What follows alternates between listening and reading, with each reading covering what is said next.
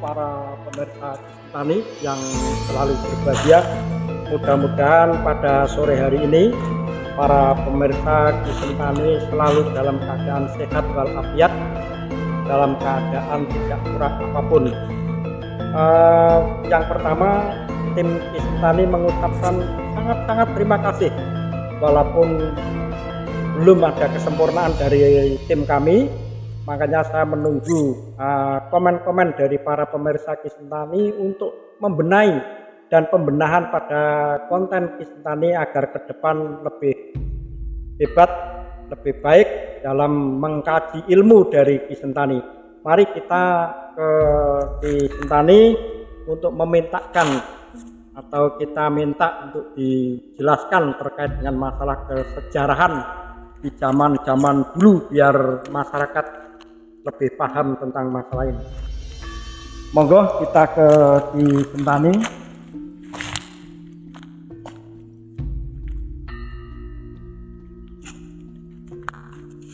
Assalamualaikum Ki. Waalaikumsalam. Dakap yo perkara rahayu. Rahayu Ki. Rahayu Ki.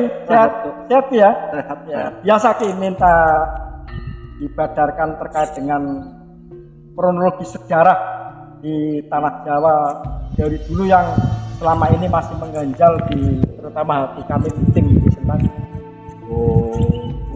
Yo. Monggo.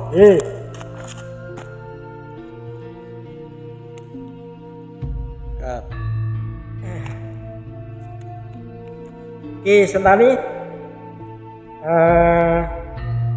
terima kasih sebelumnya sudah dan waktu kami di tim Tani sudah diberikan waktu dan tempat untuk bisa ketemu dengan Tani pada sore hari ini.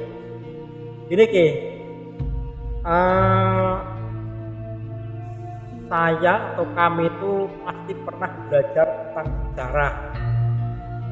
Sejak saya dari SD mengenal sejarah sampai ke tingkat lanjutannya, itu kita berbicara atau kadang guru-guru kami itu memberikan suatu kronologi sejarah nih.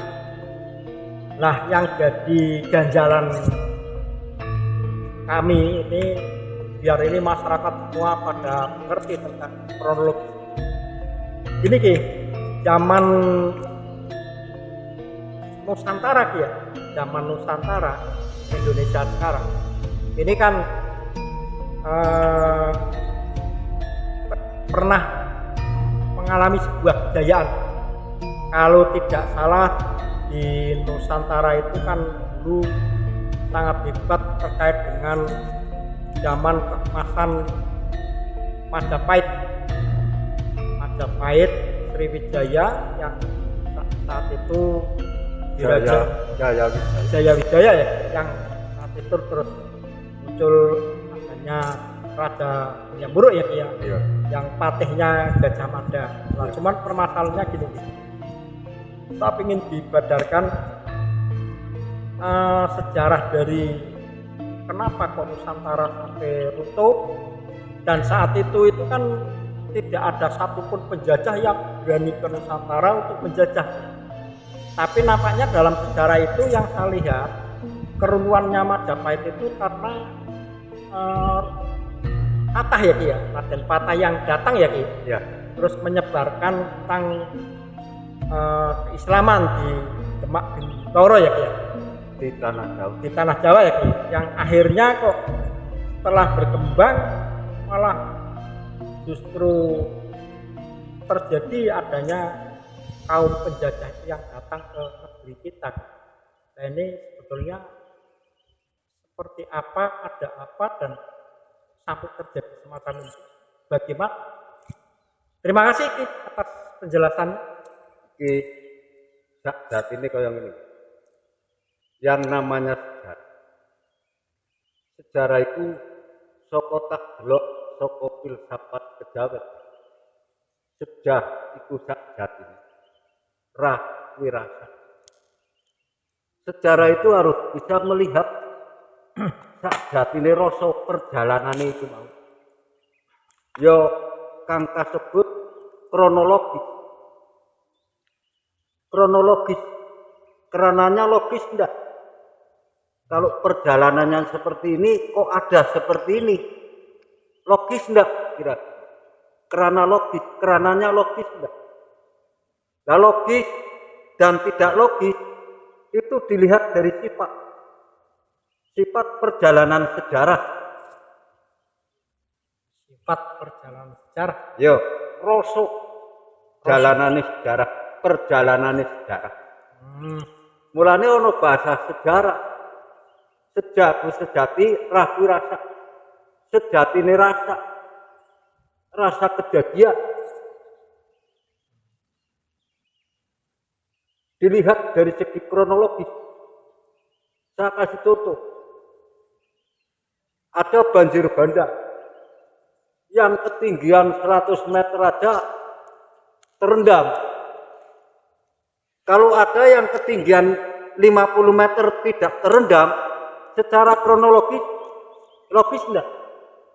Enggak. Nah, seperti itu. Nah, itu namanya rasa. Iya. Sifat. Jelas ya? Jelas gitu. Nah, maka sejarah itu, kalau yang saat itu yang berkuasa itu patah, nah yang dicatat ya yang bagus-bagus, yang nggak bagus nggak mungkin dicatat. Siapa yang berkuasa perjalanannya pasti dibikin bagus.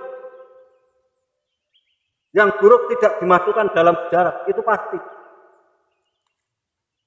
Kalau dalam sekarang itu ya kalau rezim A, rezim B, rezim C itu yang dicatat kebaikannya ya. Keburukannya pasti tidak. Untuk kepentingan pada rezim itu ya. Seperti itu. Sama dengan dulu ya. Nah, kalau kita ini pengamat sejarah, melihatnya dari sejarah, sejati ragu rasa, dari sejatine rasa, perjalanan kejadian. Ini namanya kronologis. Seperti itu. Jadi sejarah itu dirilis oleh manusia. Tergantung yang punya kepentingan. Kalau saat itu yang berkuasa itu patah, ya kebaikannya patah yang disejarahkan. Walaupun kalau yang lain baik pasti tidak dicatat. Yang menyatat bisa dibunuh. Sejarah yang penuh dengan tekanan artinya. Jadi tidak murni. Tapi kalau melihat dari sifat kronologi, sak jatining rasa, nanti akan ketemu yang sesungguhnya. Seperti yang saya tadi katakan, ada banjir bandang yang ketinggian 100 meter tenggelam. Kenapa yang 50 meter enggak tenggelam? Kan enggak logis. Berarti ada kejanggalan. Ada kejanggalan. Ini namanya sifat. Tidak pas lah seperti itu. Seperti runtuhnya Majapahit jatuh ke tangan patah. Sesungguhnya Majapahit jatuh ke tangan patah, diambil alih oleh patah.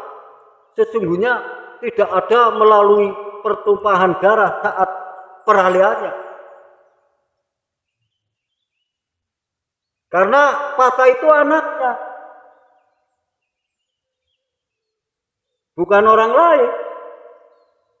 Pertumpahannya darah setelah Majapahit diambil kekuasaannya oleh patah. Setelah, bukan sebelumnya. Pada saat peralihan tidak ada peristiwa yang berdarah ya? Tidak ada. Wong itu diserahkan kok oleh Brawijaya. Kondusif ya? Kondusif. Setelah peralihan kekuasaan dari Brawijaya ke patah, lah itu baru ada pertumpahan darah. Karena pengembangan Islam di tanah Jawa. Sekarang terbukti seperti ini. Sifat ini sifat. Apalagi kok orang lain. Wong bapaknya sendiri Brawijaya saja mau dibunuh kalau tidak mau masuk Islam.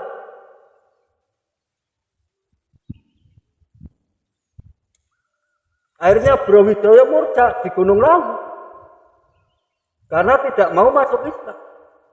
Bapaknya sendiri. Secara kronologis apalagi orang lain yang bukan apa-apanya. Ya tidak usah pakai tawar-menawar. Berani mau membunuh bapaknya hanya karena faktor masalah tidak mau mengikuti Islam. Ya, tidak mau masuk Islam. Jadi jangan dianggap perkembangan Islam di tanah Jawa itu dengan cara kondusif. Nah sekarang Wong Siti Jenar itu kan satu agama. Wong Siti Jenar aja mau dibunuh kok. Siti Jenar mati kan karena dijaluk patine karo para wali. Siti Jenar kan Islam. Secara kronologis apalagi selain Islam. Ya udah bisi kan.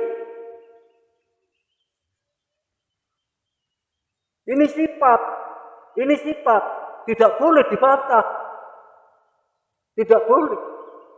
Ini rasa. Sifat,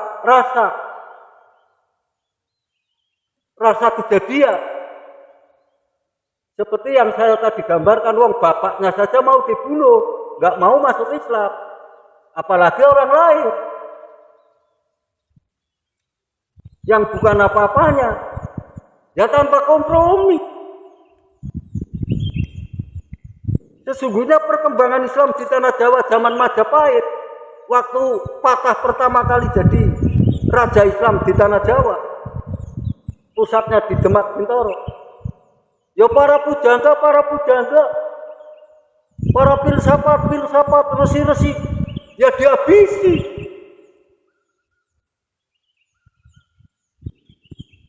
Apa dianggap mengganggu perkembangan Islam? Tidak, kalau itu tidak dihabisi, Islam tidak berkembang. Ila biar jelas ya. Nah sesungguhnya Patah itu siapa? Patah itu anak selir dari Putri Cempok. Putri Cempok Yang memang sengaja disusupkan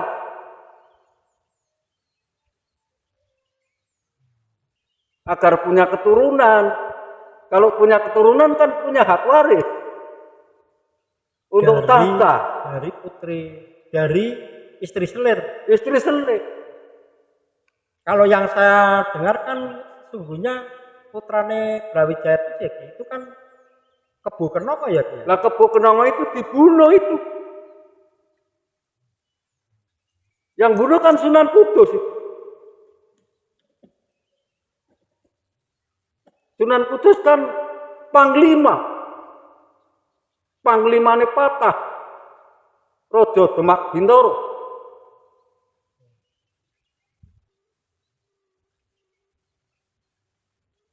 Itu Sunan Kudus itu panglima, senopati. Tukang eksekusi. Sunan, suci-sucinan kuwi temenan, wong sing suci temenan. Orang suci temenan kok mau bunuh orang.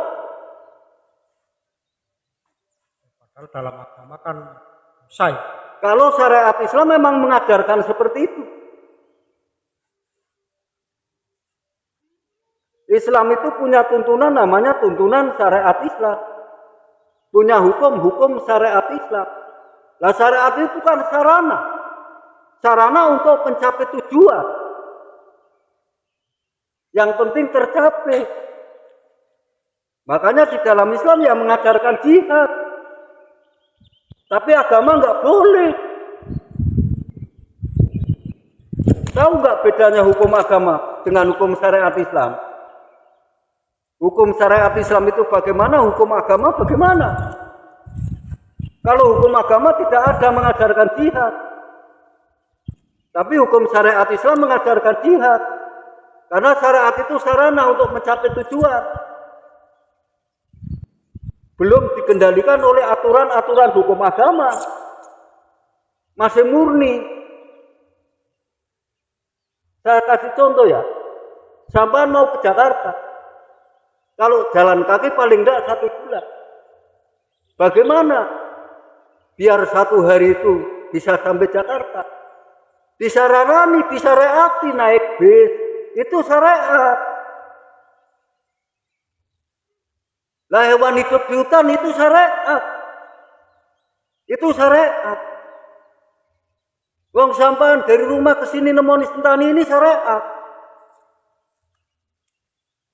Sarana.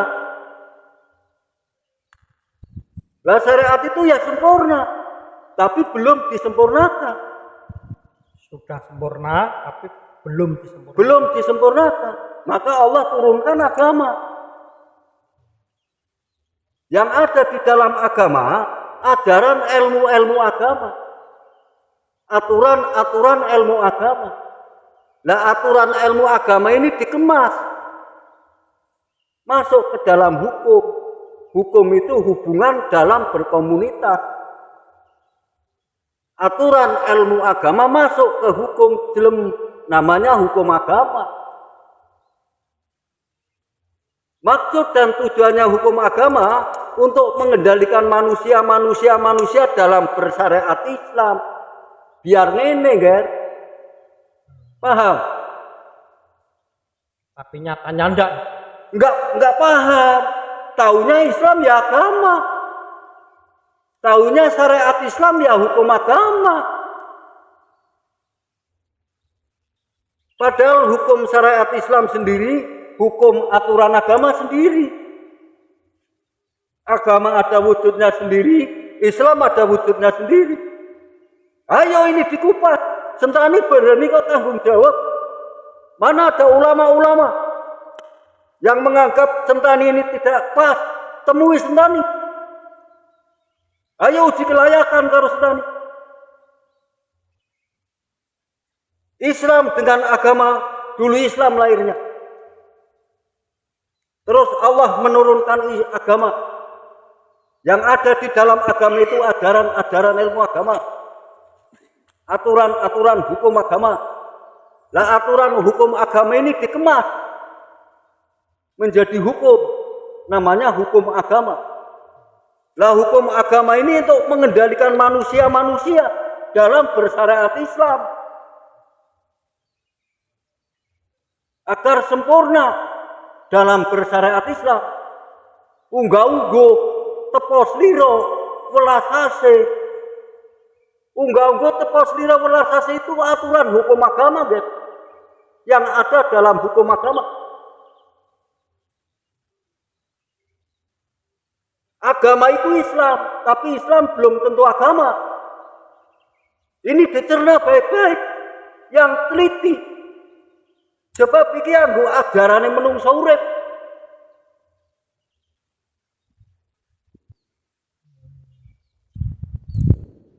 Jadi jangan dianggap perkembangan Islam di tanah Jawa. Sangat mengenaskan sebenarnya. Iya, masalahnya kan saya yang ganjil itu kan gitu ya. Jadi zaman era Majapahit Nusantara itu kok sampai kepulauan Mindanao saja miliknya Majapahit ya. Seluruh Nusantara Ya. bersatu. Tapi kenapa setelah saya baca, saya pelajari kok dengan itu tadi perkembangan Fatah mulai mengembangkan Islam di Jawa, pusatnya di Demak Bintaro ya. Kok mulai ada para penjajah-penjajah. Berarti kan saat itu Nusantara itu di mata negara luar negeri kan ditakuti, ditakuti. Gajah Mada itu ditakuti. Tidak ada negara lain yang berani masuk ke tanah Jawa zaman Majapahit. Tapi setelah runtuh baru ya. Setelah runtuhnya Majapahit jatuh ke tangan Fatah baru itu ada penjajah-penjajah dari luar negeri masuk ke tanah Jawa. Dianggap tidak punya kekuatan. Tapi memang terbukti Setelah Majapahit jatuh ke tangan Patah, Patah tidak bisa mempersatukan Nusantara. Nusantara berkeping-keping, berdiri sendiri-sendiri. Akhirnya bumi Jawa dianggap lemah oleh negara-negara asing, runtuhnya Majapahit. Para otak-otak penjajah melirik ke tanah Jawa, menganggap bahwa Patah itu nggak punya kekuatan apa-apa. Masuklah mereka ke tanah Jawa sampai berabad-abad lamanya. Itu seperti itu kan. Jadi kalau begitu yang membuat morak-mariknya tanah Jawa atau Nusantara itu kita lihat secara nyata itu ya berarti Patah yo. Dalangnya para wali. Dalangnya para wali. Dalangnya malah para wali. Patah itu cuman robot, Alat golek. Patah itu anak kemarin sore. Mau ditulis merah ya jadi merah, ditulis hitam jadi hitam. Lah Patah kan terkontaminasi. Dicuci otaknya oleh para wali. Gila, itu si siapa sih? Cempoy ya? Cempoy yang ibunya Patah. Ya, Putri Cempo. Putri Cempoy itu asli orang Indonesia atau orang mana? Ya orang Thailand itu.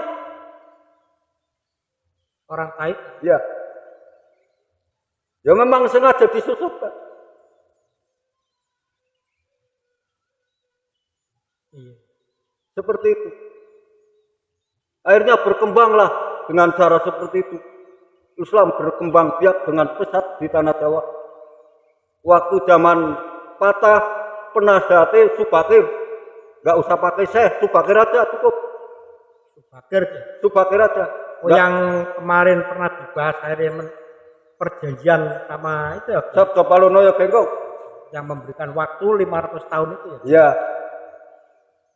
Tapi kenyataannya memang tidak mencapai sesuatu yang diharapkan ya. Nah, ya tidak mungkin kan. Kan sudah saya katakan bahwa Islam sesungguhnya penyebaran politik, bukan penyebaran agama. Itu yang menjadikan negara kita itu tidak mencapai adil makmur itu. Seperti ya. itu. Seperti itu. Apapun kalau politik yang berkembang, ya negara akan burak-rantak ya.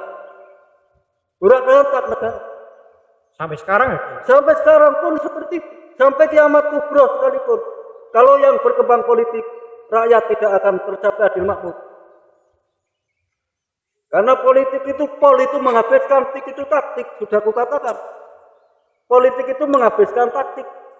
Taktik benar, taktik salah digunakan yang terpenting tercapai tujuan. Artinya menghalalkan segala cara.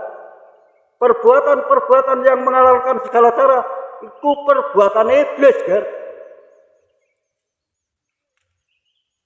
Mungkin enggak kembali ke era Nusantara dulu dan mengalami zaman kejayaan lagi. Ya mudah-mudahan. Karena Pak Jokowi kan membangun ibu kota, sekarang ibu kota Nusantara. Ya mudah-mudahan ini akan kembali kepada Nusantara. KN itu. Insya Allah akan kembali kepada Nusantara. Karena perjanjian Sabda Palonoyo Genggong dengan Subakir itu sudah 500 tahun. Sudah selesai kontrak politik. Kembali ke Nusantara. Ini akan kembali ke Nusantara. Terbukti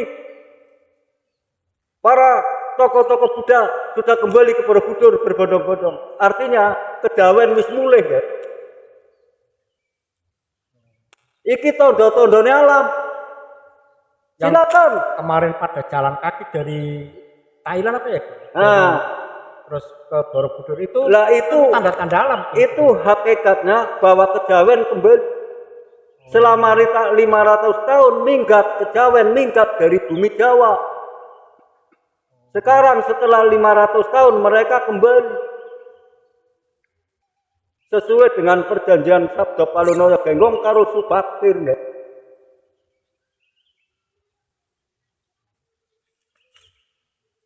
Nah, ya silakan para ulama-ulama yang sudah berat dengan Islam silakan.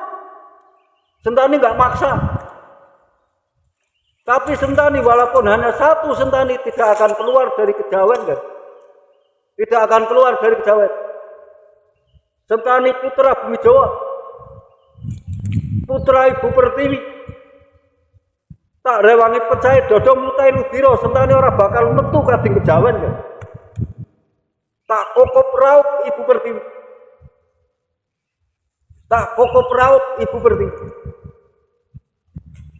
Memang kan kalau kita lihat kan justru Islam sekarang tidak bisa yuk berbicaranya toleransi itu, tapi kenyataannya pada Islam sendiri kan saling pecah belah ya Ki ya, karena politik itu ya Ki. Politik ya seperti itu, yang diucapkan madu ya, Yang diucapkan madu ya Ki. iya, tapi vitaminnya racun.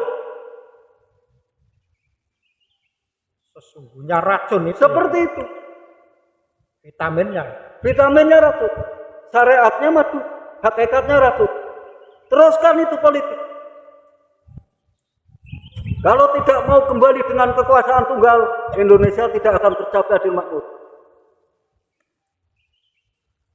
Artinya tidak memakai demokrasi ya Ki. Jangan pakai demokrasi. Demokrasi itu muncul lagi kapitalis kan. Munculnya kapitalis, pintunya dari demokrasi. Kapitalis saka tak delok saka filsafat kejawen ya, kan. Ka iku murka. Pi iku pikiran. Tal iku mental. Les itu belis. Wong kapitalis ki wong kang murka. Pikiran mentalnya mental belis. Paham? Gak ada belis itu, gak murka. Itu kapitalis itu. Semua bahasa itu dasarnya filsafat. Ya. Kalau tidak ahli filsafat, nggak akan tahu sifatnya bahasa, nggak akan tahu sejauh mana mereka menjabarkan ilmu. Wah nggak tahu filsafat. Kalau yang kemarin itu Ki mengatakan kan untuk ini itu kan tinggal menunggu Ratu Adil ya. Ratu Adil akan muncul. Munculnya Ratu Adil itu mudah-mudahan bisa membawa perubahan yang diharapkan dengan kekuasaan tunggal petiku. Ya, kembali ke kerajaan. Kalau tidak kembali kepada kerajaan, rakyat tidak akan Adil makmur. tercapai mengenyam keadilan. Tidak akan. Demokrasi itu demo itu murka. Kerah itu bertengkar, si itu jabatan. Demokrasi itu sak wiji menungso kang gedhe murkane senenge tukaran, nanging sak jatine mung lurus jabatan kursi. Sifatnya aja murka, gitu. Mereka kan tahu bahasa, tapi nggak tahu sifatnya bahasa. Iya. Yang akhirnya kan segala apa yang ada disebutkan di Undang-Undang Dasar 1945 itu kan bumi, air, segala kekayaan alam untuk kemakmuran rakyat kan kenyataannya tidak ya. Lah mana buktinya? Saya mau nanya. Itu karena demokrasi. Dikelola oleh negara untuk kemakmuran rakyat. Seharusnya seperti itu. Tapi kenyataannya untuk rebutan ya. Ya memanfaatkan rakyat. Sebenarnya seperti itu. Sebenarnya cuma memanfaatkan rakyat. Seperti itu untuk kepentingan demokrasi. Jadi rakyat cuma dihapusi lah tuh. Ya dimanfaatkan. Dilabui. Sampai kapan? Kalau seperti itu. Nah, tapi sesungguhnya kan negara kesatuan dan persatuan itu kan sesungguhnya amanat. Amanat dari raja-raja seluruh Nusantara. Karena untuk mempersatukan negara, untuk mengusir penjajah. Amanat sebenarnya. Amanat itu bisa diambil sewaktu-waktu. Ya bisa juga nanti suatu saat kalau memang ini juga alam ya, ini ya bisa saja nanti diambil ya. Bisa, kenapa tidak? Wong itu amanat kok. Diamanatkan kok. Yang diamanati tidak amanah ya. Ya iya. Waktu itu Pak Karno kan mempersatukan Nusantara. Mempersatukan Indonesia. raja-raja yang tadinya berdiri sendiri-sendiri dipersatukan oleh Pak Karno untuk mengusir Belanda biar menjadi negara kesatuan dan persatuan. Di situ ada perjanjian, akhirnya diamanatkan sama Pak Karno. Seperti itu, jadi negara Indonesia. Tadinya kan Nusantara. Nah kalau memang negara kesatuan dan persatuan itu hasilnya seperti ini, ya ditarik kembali nggak masalah. Ke kerajaan masing-masing. Seperti itu, tapi kan pusatnya di Jogja, enggak? Kalau Jawa pusatnya di Jogja. Seluruh di Jogja. Mereka kerajaan bagian-bagian daripada Jogja seperti itu. Itu baru adil makmur nanti.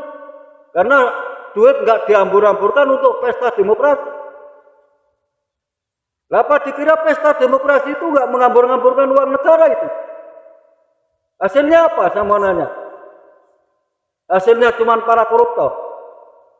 Udah habisnya banyak, hasilnya koruptor. Rakyat yang ngenes ya. Ya rakyatnya kasihan. Mereka kan nggak pernah turun ke bawah, nggak pernah ngecek ke bawah. Kalau Sentani kan orang harus bawah, tahu situasi bawah. Bagaimana mereka? Makannya sehari bagaimana? Kerjanya bagaimana? Sentani tahu. Mereka kan nggak tahu. Kalau yang tahu mengenaskan. Itu lihat rumah, ditulis miskin dan sangat miskin, miskin dan sangat miskin. Apa enggak kasihan?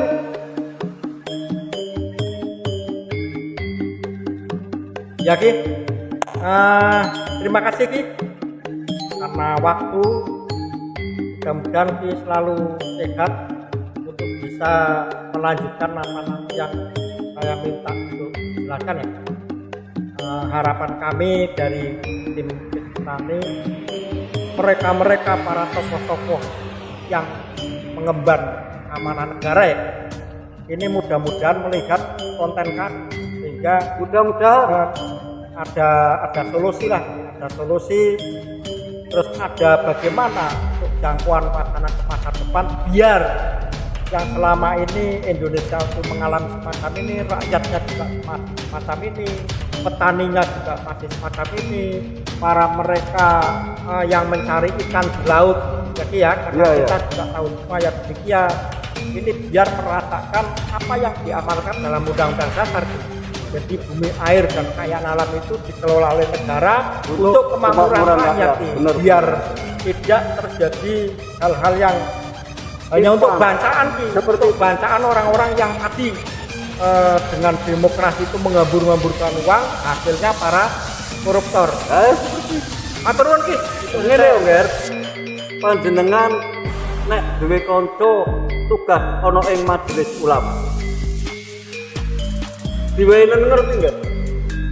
Harus bisa membedakan hukum agama dengan hukum syariat Islam. Agama dan hukum Islam. Yo, hukum syariat Islam sifatnya bagaimana? Hukum agama sifatnya bagaimana? Agama wujudnya seperti apa? Syariat Islam hukumnya wujudnya seperti apa? Ini harus dibedakan. Ojo diserang bau ya. Ngono ya, Ger. Terima kasih Ki. Ngono wae. Ya, matur nuwun Ki. Rahayu, Ger. Assalamualaikum Ki. Waalaikumsalam.